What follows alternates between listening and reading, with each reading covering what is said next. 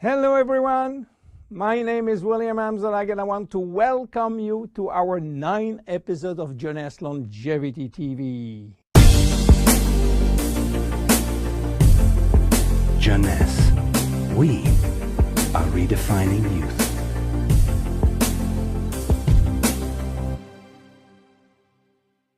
Obesity, or should I say globesity. Today, obesity is a worldwide epidemic disease. There is an outrageous eruption of a worldwide obesity even in the countries where not so long ago famine was the #1 health issue. The fatness of the world is changing rapidly, and this is very disturbing because it's going out of proportion and nobody can get any control of this new epidemic. Many children become obese and then become obese adults. The diseases associated with obesity, such as heart disease, cancer, and especially diabetes, will explode. That will mean a lot of sick people all over the world. The cost in terms of death, diseases, and money spending is just astronomical. Think about today, there is in the world about 3 billion people overweight and 800 million real obese. The cost of obesity in the United States is about 150 billion per year, which is 10% of the total US medical cost. So what is the difference between overweight and obese? Overweight means that you gain only few kilos above standard, from 1 to 15 kilos for adults. Above this threshold, you're considered as obese. If you wish to get more detailed information, then you have to calculate your BMI, which means your body mass index, by using the following formula: your weight in kilo divided by your height in square meters. If your BMI shows score under 18.5 per square meter, it means that you need to gain weight. You are underweight. If it is between 18.5 and 25, you are in normal standard. Between 25 and 30, you are overweight, and above 30, you are qualified for obesity. Note that BMI is a standard tool which do not apply in extremes like very tall people or very small people, and also should be adapted to children. Why people become obese? It is very simple in theory, but become more complicated when we reach fat metabolism. We are gaining weight or fat when we eat more than we spend in terms of calorie, or when we spend less than we eat in terms of calorie. So how do we get energy? The body will get energy only from the food, knowing that 1 gram of carbohydrate will release 4 calories, same for proteins, but 1 gram of fat will release 9 calories. So all depend on how much you eat and what kind of food you eat. If the food is rich in fat or in protein or in sugars. Now, how do we spend energy? There are 3 ways to spend energy. The first one is what we call basal metabolism, which is the necessary energy required to get our body working and all our million of chemical reaction working and working properly. This requires approximately 1 calorie per kilo and per hour. So if you weigh 60 kilo, you will spend in 24 hours 60 multiplied by 24 equal 1,440 calories per day. And this is good news because you have no control on that. The second spending is the necessary energy to fight against heat or cold, and these depend on the environment and the way that you are protected against heat or cold. It is called thermogenesis.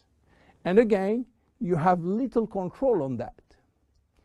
The third one is the energy required to move your body, and that is entirely up to you.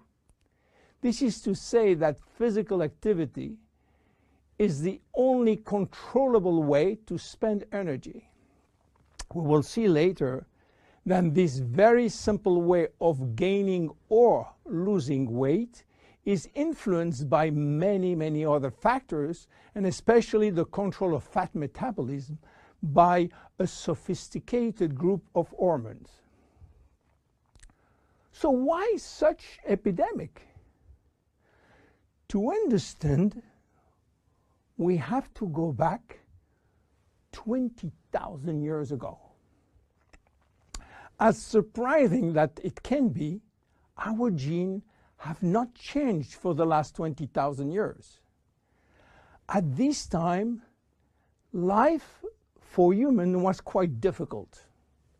In fact, life was based on food availability, and food was really available only during spring and summer. The rest of the time, no food, almost famine. Our genes has to adapt and to work in accordance with this alternance of abundance and famine, and they create a kind of energy storage. The fat cell was born. This cell has the capacity to store all kinds of energy derived from fat, from carbohydrates, and even proteins. It can increase 50-fold its size and retain energy in the form of triglycerides. Because of uncertainty of food availability, our genes were oriented toward the saving mode, which means that every time we eat, all the energy coming from the food was oriented in the storage facility. What happened 20,000 years later? Our genes are still oriented towards saving mode, but there is no more famine. On the contrary, the new society offers an extreme abundance of food rich in calories, and that all over the year. And guess what happened? Everything is going first in storage. And once in storage, it is very difficult to get out. You understand now why it is very difficult today not to gain weight or fat. But there is another factor. 20,000 years ago, in order to bring food at home, men were hunting, fishing, or climbing trees to get fruits. And that was a huge energy spending mode. Today, with a new technology created for lifting heavy items or escalator or elevator, we reduce drastically our energy spending. You understand now why it is so easy to gain weight or fat. What are the consequences of obesity in terms of health and longevity? To make a long story short, it is a disaster. Being and staying obese will lead to a long list of chronic diseases, including cardiovascular disease, diabetes, cancer, metabolic syndrome, and consequently a drastic shortening of life. That will not account for the uncomfortable physical, emotional, and mental consequences of being heavy for ourselves and for our relationship. In terms of aging, obesity is shortening telomeres, increasing DNA damage, and reducing stem cell pool. So what to do for reducing obesity? Obviously, it is quite difficult considering the worldwide effort of the medical community with so small results. Health authorities are repeatedly organizing campaigns to inform people about the consequences of eating too much sugar or fat or the lack of exercise. But the food industry until now do not help and still putting on the market food rich in bad sugar and bad fat. The first step is to be convinced that improving your lifestyle, which means improving your nutrition, your physical activity, managing your stress and your emotion, in order to stop impulsive eating, will be a very good action to preserve your life and your longevity.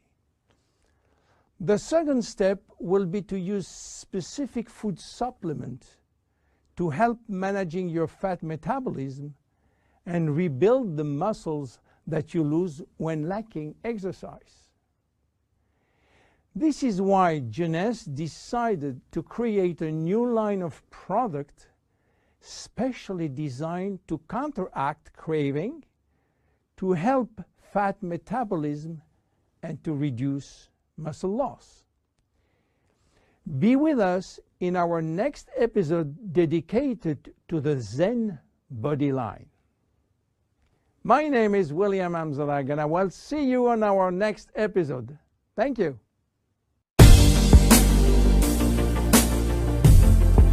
Jeunesse. We are redefining youth.